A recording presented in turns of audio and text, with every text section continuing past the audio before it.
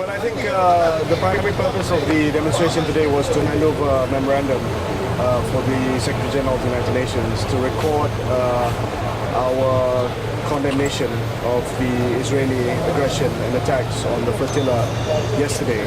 I think it's very important for Malaysians to speak out and condemn this. We've called not only for condemnation but for a resolution to be passed in the Security Council immediately condemning the attacks, but also for an independent inquiry into what's happened. And we know that Israel has been reluctant in the past to submit itself to an independent inquiry, but we hope that the permanent members of the United Nations, especially the United States and the United Kingdom, would pressure and not utilize and exercise their veto for an independent inquiry into what's happened.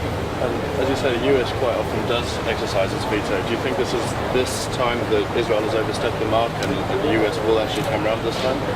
I think what we've seen happen yesterday, nothing short of criminal aggression, nothing short of state-sponsored terrorism by Israel.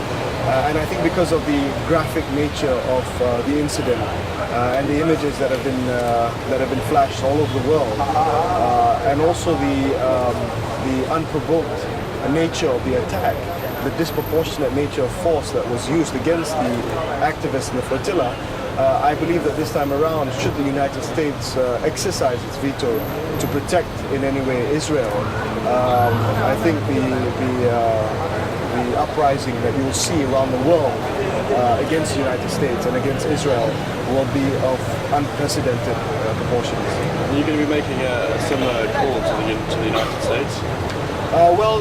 Today, Pemuda Barisan Nasional Youth, representing the ruling coalition, we've handed over a memorandum to the United Nations. I've been made to understand that several non-governmental organizations have handed over a similar memorandum to the United States, to the embassy, and also the opposition parties in Malaysia have handed over a similar memorandum to the embassy, United States Embassy in Kuala Lumpur.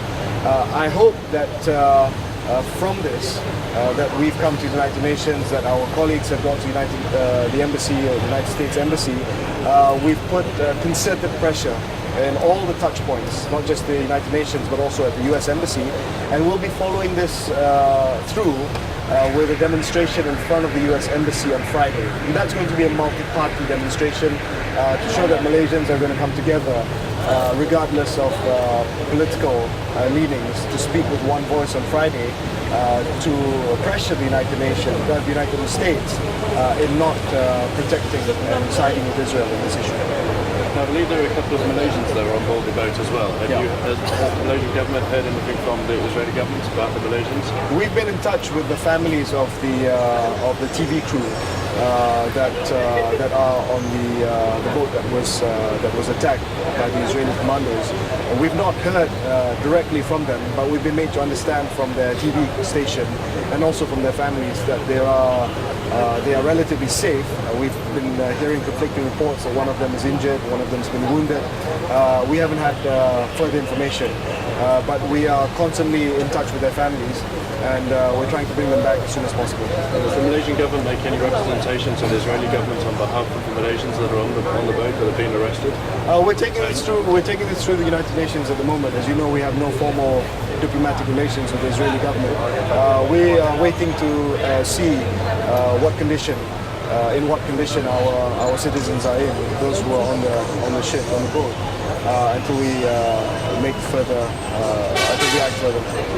And in light of the fact that you don't have official relations with Israel, if they have been injured by the Israeli forces, what will the Malaysian government's reaction be?